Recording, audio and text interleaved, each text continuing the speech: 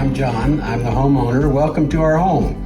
I'm going to show you how to get onto the deck. It's a little bit complicated, but to open it, you unlock the door and move the left door to the left, leave the right door as is. To lock it, you bring the left door up close, but not all the way in, until you can feel this lock moving the door toward the other door, and it's locked.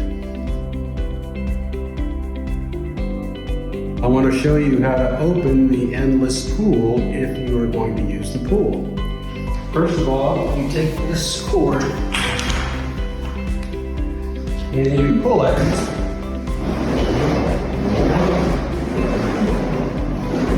all the way, and try to keep this not wrinkled up. You want it straight, the cord straight, so that when it goes back, it goes back properly. It's a little bit difficult to pull, so children usually over the age of 10 will not be able to pull it. Now if there's standing water in the cover, then you need to get in the pool and just bail the water out into the pool, and then you can pull this cover the rest of the way. I'm going to show you now how to operate the pool. There are two buttons down here. The first button to my right is the operation of the swing machine. The knob to the right is the variable speed operation of the motor, and this is basically a current that you can swim against, just like a treadmill. You don't want to go too high on the pool. This is about as high as you want to go, where it registers 40 on the indicator here. You don't want water going over the side of the pool. Then you can turn this down. If you want to go slower, turn this down. You always, when you turn off the pool swim machine goes for 30 minutes and automatically cuts off. When it automatically cuts off, you want to make sure that this is turned down slightly, so that when the pool opens up, you don't want the pool swim machine to open at a high speed. You want it more at a lower speed.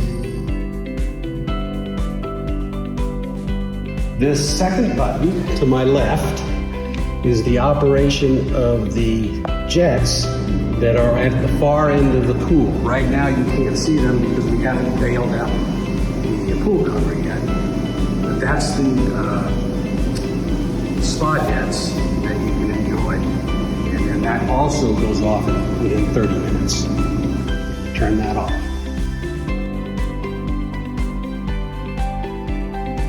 Now I'm going to show you the operation of the in-pool lights. This is the dial that you turn on the wall underneath the thermostat.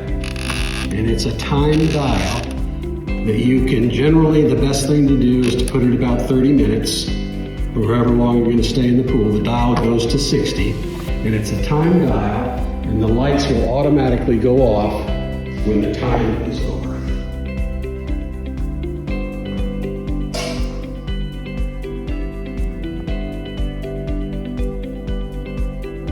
Close the pool, you grab the rope and you start walking toward the swim machine and gradually pull on the rope.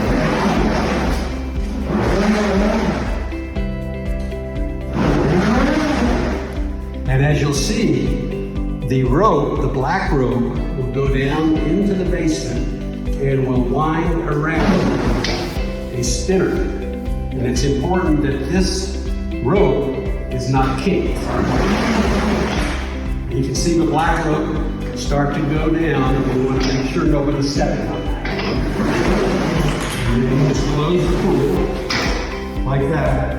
You throw the rope, you want to make sure you throw the rope over the tub because you don't want the rope to get humped on any of these.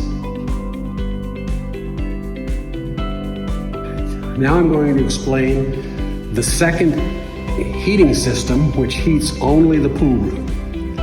The thermostat is controlled here, and you can move this up to whatever temperature you want.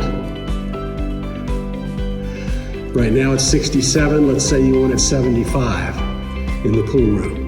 You keep it on 75, and then it will indicate here on the left, hold until a certain time. The best thing to do is to leave that hold alone. Usually it's about 6 hours in the future, and you just leave it there. If you want to cancel the hold and go back, you just press cancel hold, and it goes back to the original temperature that it was in terms of what it will set at.